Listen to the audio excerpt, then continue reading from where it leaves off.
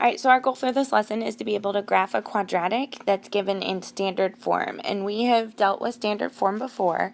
So now we're going to take that quadratic function and learn how to put it on a graph. So by the end of class, you should be able to take a function that looks like this and put it on a graph and identify key features of that graph. Alright, so I want you to look over these words, and what do you think they're going to mean? Where do you think they might show up on this graph? Just take some guess. What words do you understand or think you understand, and what words are a little foreign to you? Alright, we're going to go over some vocabulary. It is really important that you understand this vocabulary and that you can identify it. So the first one is the point where the graph crosses the y-axis. This is no different than when we're graphing a linear. This is the y-intercept. And the vertical line that divides the graph into two congruent halves. So we're dealing with that parabola, that U-shaped, and so it has a line of symmetry. So we call that the axis of symmetry. Alright, the point or points where the graph crosses the x-axis, also known as the x-intercepts. We actually have multiple words for that, and you need to be familiar with all of them. So, x-intercepts, roots, zeros, solutions, all of those mean the same thing. So you need to be familiar with those terms to know what it's asking for. So anytime we're talking about the x-intercepts of a quadratic, roots, zeros, solutions.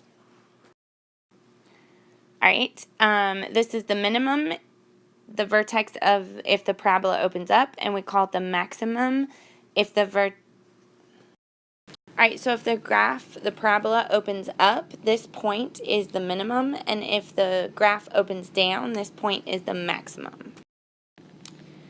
And the set of all inputs or x-coordinates possible for the function. Of course, if we're talking about input, we're talking about the domain, and so the set of all outputs, or my y-coordinates, are the range. Alright, so it's increasing and decreasing. If the y values are increasing as x increases, we say the graph is increasing, so it's going up. And if the x values are increasing and the y values are decreasing or getting smaller, then that's when the graph is going down. We say it's decreasing. And then the horizontal and vertical direction of the graph at each end, we refer to that as the end behavior. So these are just some terms that you need to be familiar with. We're going to apply them later on in this lesson. Alright, so at the beginning of the year we talked a lot about parent graphs, and today we're going to focus specifically on the quadratic. So obviously the parent function is y equals x squared, and we know that because the largest degree is to the second. That makes it quadratic. It forms this parabola, or this U-shaped, that goes through the origin. Its vertex is at the origin, 0, 0. And so we're going to look at why that is. So let's think about an input value. So if I input into x squared, if I input 0, well, that's saying y equals 0 squared. Well, 0 squared is 0, so that's the point 0, 0. Alright, so then I'm going to input the point 1. So that would be y equals 1 squared, which 1 squared is 1. And so if you notice that point 1, 1. So let's also put in negative 1. And let's see why it doesn't continue in a linear fashion. So y equals negative 1 squared. Well, that means negative 1 times negative 1, which a negative times a negative is positive, and so that's why it reflects over the y-axis. And so if I input 2, I have y equals 2 squared, which is 4. So as from the vertex, I go over 2 and I end up going up 4. And then y equals negative 2 squared. Well, negative 2 times negative 2 is also 4. And so I can see this pattern. And if I were to input 3, 3 squared is 9. And so as I go from the vertex over 3, I go up 9.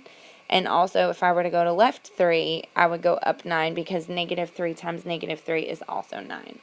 So it's really important. These values right here we're actually going to deal a lot with in this graphing lesson. And so we call this the parent table. And so 1, 1, 2, 4, 3, 9, those are 3 sets of ordered pairs that you need to remember. Alright, so this is standard form of a quadratic. So y equals ax squared plus bx plus c. We are used to this, a, b, and c, because when we factored, we did a lot with a, b, and c. So a is the value with my quadratic term. And then bx is my linear term, because we're used to linear has to the power of 1. So this is my linear term. And then the c on the end is my constant, because it doesn't matter what x is, it will always be that value because it doesn't have a variable attached to it. So that end value is my constant. Alright, so we're just going to look at what these different pieces do to the graph, to that parent function. So when a is larger, it's going to make the parabola skinnier. And we'll talk more about that, but smaller values of a make the parabola wider.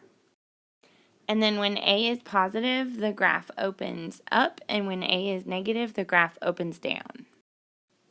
And then this is just general information. The linear term, that b, shifts the axis of symmetry away from the y-axis.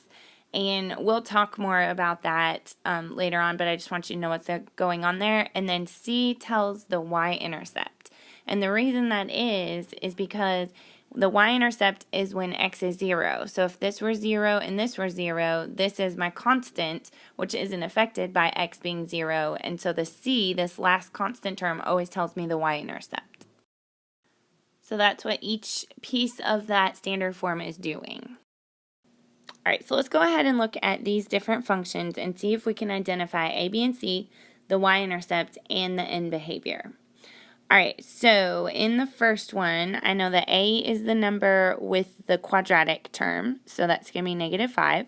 B is the number with the linear term, so that's +3. And C is the constant on the end. So that makes the y-intercept 0, 7, because it always is that constant, and it's when x is 0. Alright, so the end behavior. So if you remember back, if A is positive, it opens up, and if A is negative, it opens down. So this graph is opening down,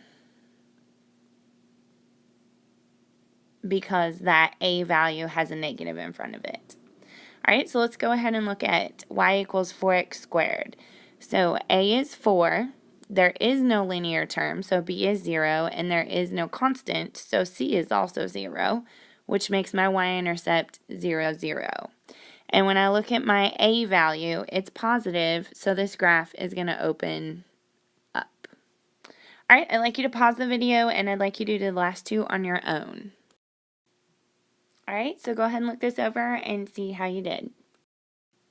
Alright, so we have done the first part of our objective. Go ahead and write down any questions that you might have an interaction in your notes.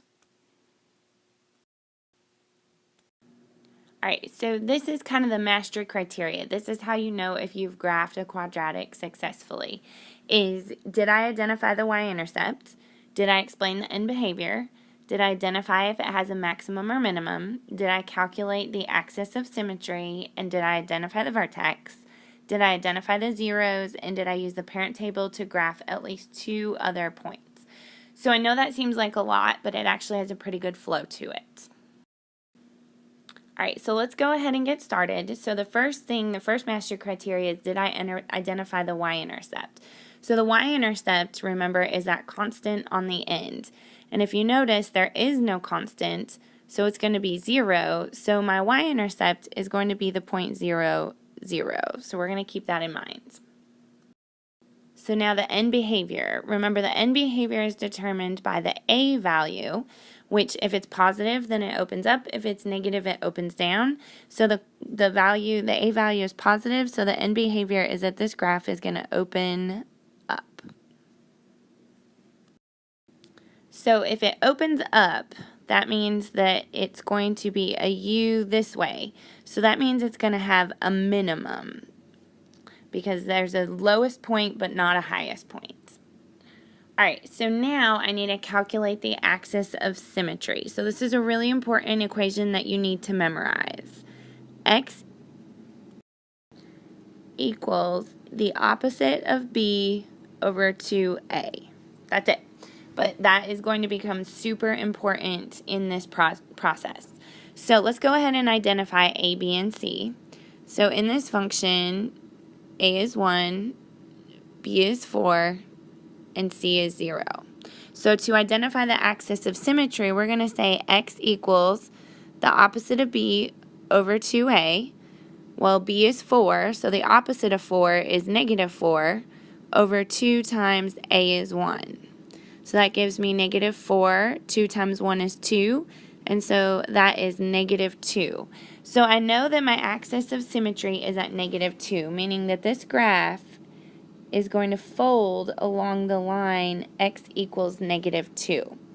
Well, what's really cool is that the axis of symmetry helps me determine the vertex, because the vertex is the lowest or highest point, which happens on the axis of symmetry.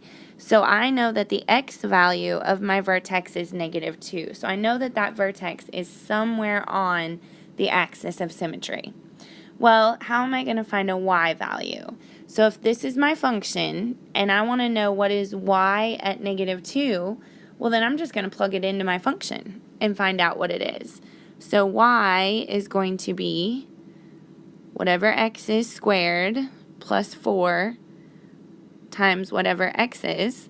And then I'm literally just going to type that into my calculator, and I get negative 4. So my vertex is going to be the point negative 2, negative 4.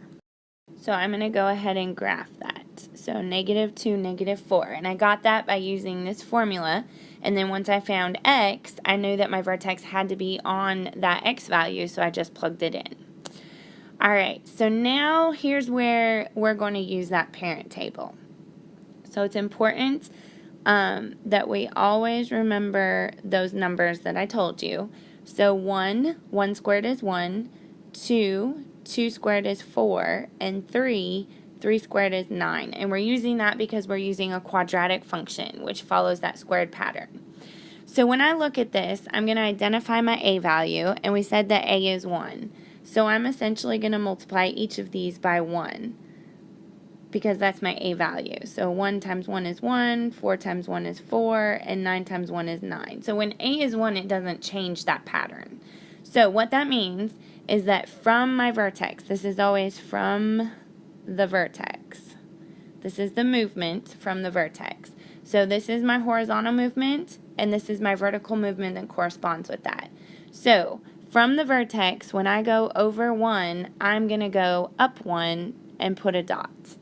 And then from my vertex, I'm going to go over 2 and go up 4 and put my dot. And then from my vertex, I'm going to go over 3 and up 9 and put my dot. And so if you notice, I have half of my parabola by using that parent table. Well, the axis of symmetry means it just folds over that value, so it reflects. So if I went right 1 up 1, then I'm going to go left 1 up 1. If I went right 2 up 4, I'm going to go left 2 up 4. And then if I went if I went right 3 up 9, I'm going to go left 3 up 9. And here is the other half of my parabola. So I have now graphed a standard form equation. And so the last thing is did I identify the zeros? And the zeros, remember, are my x-intercepts. So it's crossing at x equals negative 4 and 0. Now to graph a quadratic, I always want you to have 5 points. So that means if I can identify the vertex and I can identify 2 other points on the right and reflect them, then I have my 5 points. Alright, so I know that was a lot, and we're going to do a couple days of practice with this, so don't feel like you have to understand it the very first time, but every time we graph one, I want you to understand a little bit more. Alright, so let's go ahead and start with our master criteria again. Did I identify the y-intercept? Alright, so the y-intercept is the constant, which is negative 21. So that is the point 0, negative 21. Well, that is not going to do me any good because this graph, I don't go to negative 21. So the y-intercept isn't going to help me on this one. All right, so the end behavior. So remember, the end behavior comes from that A value, and the A value is negative. So if it's negative, that means the graph is opening down. All right, so if it's opening down, that means the vertex is a maximum. It's the highest point. All right, so now we have to find the axis of symmetry. So remember, the axis of symmetry comes from that formula of x equals the opposite of b over 2a. All right, so a is negative 2 and b is 12. So the opposite of 12 is negative 12 over 2, and a is negative 2. So 2 times negative 2 is negative 4. So I have 12 divided by negative 4, which is 3. So I know that my axis of symmetry is at x equals 3. And so that graph is going to fold right over x equals 3. Well, I know that my vertex has to be on the axis of symmetry, so I know that the x value is 3. So in order to find that y value, I'm just going to plug it in, because I want to know in this function, when x is 3, what is y, and that will tell me the other part of my graph. So then I'm literally just going to type that into my calculator, and I get negative 3. So I know that my vertex is at the point 3, negative 3. So in order to graph, Miss Ava said I need 5 points. So we're going to use that parent table. So this is going to be my horizontal movement, and this is my vertical movement. So 1 squared is 1, 2 squared is 4, and 3 squared is 9. But we have to see if it has stretch or shrink. So if you notice, the A value is negative 2. So that means that all of these points are going to get stretched by 2, and then they're going to open down. That negative opens down. So my vertical movement is actually going to be negative 2, negative 8, and negative 18. So from there, I'm still going to go over 1, but now instead of going down 1, because my A value is negative, instead of going up 1, my A value is negative 2, this is now the movement that I'm going to have vertically. So I'm going to go over 1, down 2, and I can reflect that. And I'm going to go over 2 and down 8. And I'm going to reflect that. And now I have my 5 points graphed, and that is my parabola. So then the last thing is my zeros. So remember, the zeros are the x-intercepts. Well, if my vertex is below the x-axis and it opens down, then I have no solution, is what we're going to say. We're actually going to say no real solutions, because in Algebra 2, we're going to learn about imaginary solutions. And if you notice, if this graph does keep going, it will hit at 0, negative 21. So that y-intercept makes sense. Alright, so like I said, I don't expect you to know how to do all of this immediately, but the more we do it, the more comfortable we're going to get with it. Alright, so the first question, did I identify the y-intercept? So remember, the y-intercept is always the constant on the end, and so it's going to be a negative 2. And so it's always an ordered pair. When x is 0, y is negative 2. So we can graph that point. So the y-intercept is going to help us here. All right, the end behavior. So the end behavior is going to come from the A value, whether it's positive or negative. So this is a positive, so it's going to open up. And so if it's a quadratic that opens up, that means the vertex is going to be a minimum. It's going to be the lowest point. All right, so let's think about the axis of symmetry, and remember, it comes from x equals the opposite of b over 2a. So if a is 1, and b is negative 4, and c is negative 2, then the opposite of negative 4 is 4 over 2 times 1, and that's going to be 4 over 2, which is just 2. So my axis of symmetry is at x equals 2, and so that is this line right here. That's where the graph is going to fold over. And so I know that the vertex is at least at 2. All right, so if I want to know the y value when x is 2, I'm simply going to plug that in. So y equals whatever x is squared minus 4 times whatever x is minus 2. And so I'm plugging in 2 because I want to know what is y when x is 2. And so I'm just going to type that into my calculator. And I get negative 6. So my vertex is at the point 2, negative 6. Alright, so I know that I need at least 5 values, and what's kind of cool is I already have 1, and so if you notice that my y-intercept is, I actually already have 2. My y-intercept is 2 away from the axis of symmetry. Well, that's what an axis of symmetry does, is it divides it into half. So if this point is 2 to the left of axis of symmetry, then another point is going to be 2 to the right of the axis of symmetry. And we'll see how the parent table plays into that. All right, so my parent table is going to be my horizontal movement of 1. 1 squared is 1. Horizontal movement of 2 is going to give me a vertical movement of 4, because 2 squared is 4. And 3 is going to be 9.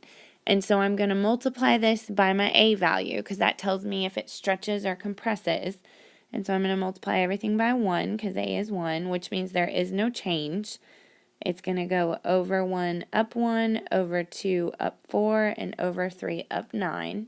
So from my vertex, remember, I'm going to go over 1, up 1, over 2, up 4, which if you notice, I already graphed that because of my y-intercept. And then I only need 5 points, so I'm going to reflect, and there is my parabola. But if you notice, I didn't quite get to my x-intercepts. So, or my zeros. So I'm going to keep going. So I'm going to go over 3, up 9.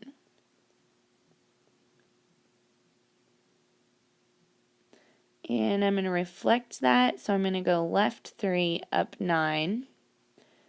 And there is my parabola. And if you notice, it doesn't cross exactly. So this is where if I were being asked to identify my zeros, I would use my calculator to find those. But I know it's going to be somewhere between 4 and 5 and between 0 and negative 1.